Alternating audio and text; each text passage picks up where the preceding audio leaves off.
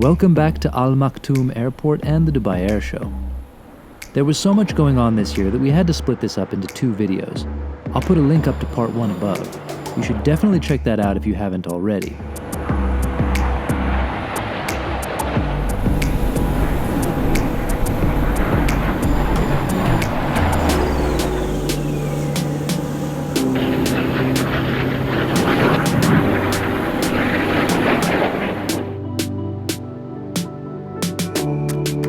We picked things up here in the cool and comfort of a 737 MAX belonging to flydubai. I've never flown the airline, and this was my first time ever setting foot on a MAX, in fact. I especially appreciated the warm welcome we received from the folks at flydubai. It made me want to try them out in the air, but for now, we'll get a taste of what they offer while remaining on the ground. We're here in the business class of the flydubai 737 MAX, which I haven't seen in person before. This is the famous throne seat that you get on a lot of single aisles these days, even on some wide bodies, but this is a particularly spacious one. You have all kinds of storage and places to put things to both sides, and you have this kind of footwell directly in the middle. Obviously, no one sitting next to you. The nice thing in this is that you could have someone sitting next to you. There are pairs of seats. There was some confusion prior to the show when flydubai unveiled a new and different business class seat that is not lie flat. People worried that the lie-flat version, which you see on the MAX now, was on its way out. But I asked them about that today, and they did confirm that the lie-flats are for the longer routes, and the more regional product that just reclines is for the shorter flights they do, because they do fly some 6 or 7 hour legs and could do even more with the MAX. So they want to have that flexibility in terms of who's flying and who their clientele is. We'll see how it is. No, I've just done the leg rest now. Yeah, there's only a few buttons here, but I managed to pick the wrong one to start. Okay. And I always enjoy how it's impossible not to look awkward when you put yourself into lie-flat mode on video. All right, so this is nice. It's a really nice little shell here. Actually kind of dampens the sound, I would say. Comfy. It's a little tight in the feet. You definitely... That's the drawback of these throne seats sometimes. You have less space at the feet, but you can make do. 6 hour flight overnight would be fine. And it's very private. It would be kind of nice if you had a one-touch option, holding this down for about 10 minutes. We then had a chance to speak with flyDubai's CEO Ghaith al Ghaith, who filled us in on the new seats and his outlook for the airline and its home base. We're trying to catch up, especially with the MAX being grounded for so long. We always had the plan to introduce a similar seat in terms of comfort and look like we have in this MAX, but just a reclined seats, rather just a normal business class seat. That product fits the shorter routes. It will replace our current business class seats on the NG. It's a big moment for air shows in general, also for Dubai to come back after the pandemic, and it seems very busy. What's your take on the mood here? What do you feel that it's optimistic? No, it is. We are very proud to be hosting this show in Dubai, and we can see it's a big success because it just reflects where we are as a country or as a city in Dubai. One of the things that we are also very proud of in flydubai, we are actually now flying more flights than pre-COVID, and we are carrying more passengers than pre-COVID. And I believe also Dubai and the United Arab Emirates will be very attractive to foreigners and to more visitors, and business will boom here. We are taking all the right steps, and that confidence will boost business in the future.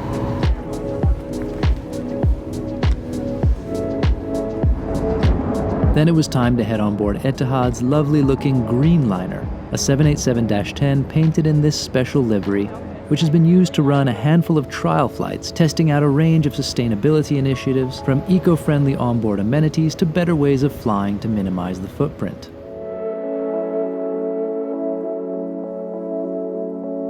My name's Terry Daly, and I am Executive Director of Guest Experience, Brand and Marketing for Etihad Airways. We're standing now on what we call our Greenliner. It has a special livery. It's very much the Etihad livery, but it's in green, and it symbolises our sustainability initiatives.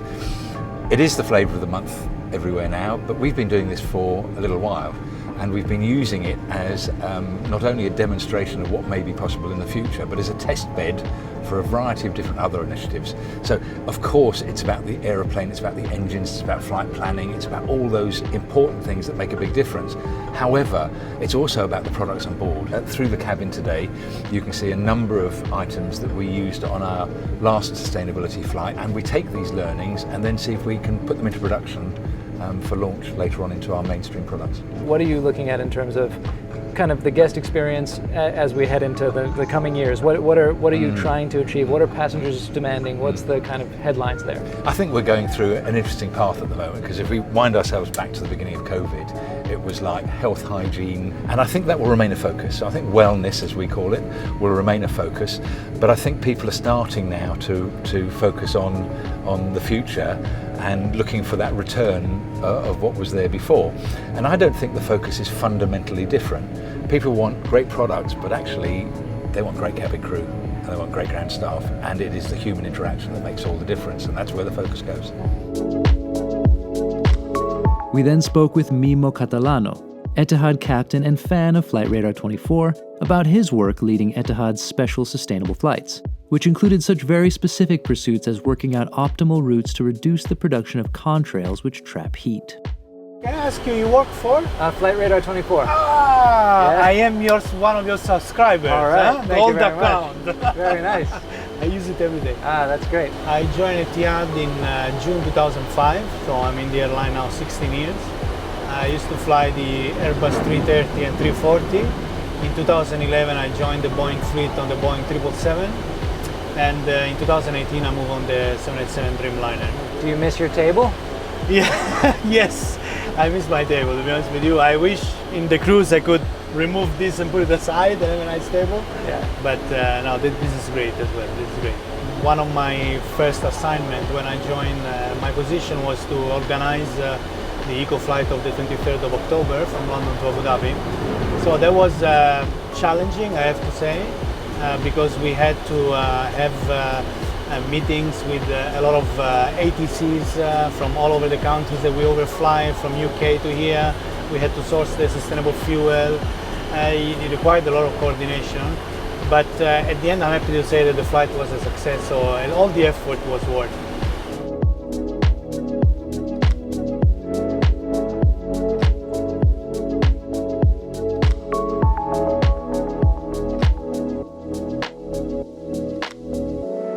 And from one eco-focused airplane to another. It may have been overshadowed by the 777X, but Boeing also brought a special 737 MAX dubbed the ecoDemonstrator. They're using it to show off and test out their own sustainability initiatives and new technologies. This is Boeing's Chief Sustainability Officer, Chris Raymond. To decarbonize aerospace, we think there's a whole series of things that have to be done over time. The airlines renew their fleets. Every time they renew their fleets, they're more fuel efficient airplanes. And those airplanes have the ability to reduce carbon emissions as we grow aviation. Second, all those airlines also look for operational efficiencies every day, ways to reduce water or seat weight or galley weight or things that you might not read about or write about very often. But those things all contribute to fuel efficiency. So they're very important to the airline and to carbon emission reductions. And then third are the introductions of these new energies, whether they're hybrid electric fuel cells or hydrogen fuel cells or flying more sustainable aviation fuel. And the ecoDemonstrator program is critically important to almost all those things, because the things we do here through partners, airline partners and others, help inform things that will go on our next airplanes, and also our improvements that can go on existing airplanes. Those initiatives included this test wall panel, which I thought was pretty cool. It's made from recycled carbon fiber. It's mostly about these incremental improvements, though. Good that they're doing them, but is this going to be enough to make a real dent in emissions? Let me know what you think. Meanwhile, let's go look at something completely different. Saab's GlobalEye, which is a surveillance aircraft based on a Bombardier Challenger 6000. It can fly at up to 30,000 feet and stay in the air for 11 hours if necessary. The UAE Air Force is an important customer for these. Here's Thomas Lundin, Head of Sales for Airborne Solutions at Saab. What is it that makes this particular aircraft special, and why is Saab showing it off today? This is really a surveillance aircraft, and as such we collect a lot of data which is displayed on board the aircraft for the operators. And it's about making decisions and making the correct decisions of what's happening in your surroundings. And the benefit of having this system is that we are operating at a very high altitude, and this gives us the possibility of cover a big amount of area. And we do it in the air, we are doing it for the sea, and also for land. So we're really operating in all these three domains at the same time. It brings together all this information, and you can make the right choice what to do. It's really important to make decision based on the correct information. So this is really what this surveillance aircraft is all about.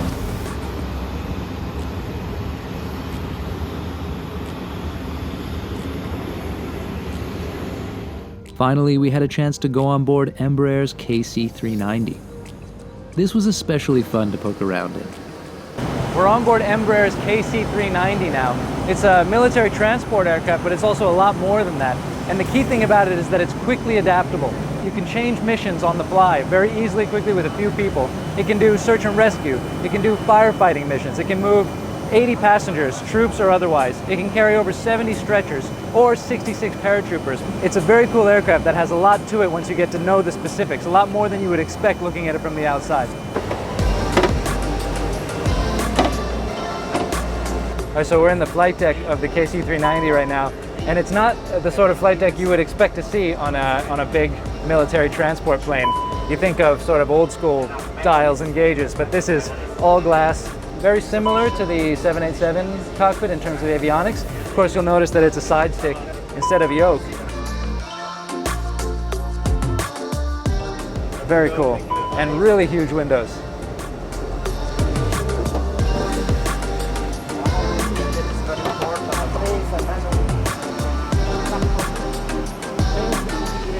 The guys at Embraer were just showing how quickly you can modify this area of the aircraft for different purposes. So you can pull up these little panels in the floor, change them around so that you can load containers, cargo. If you have to move goods, you can adapt it into a search and rescue mission by swapping out this door, which again happens very easily and quickly. You just need a few minutes to do it, where you get then a bubble so you can look outside.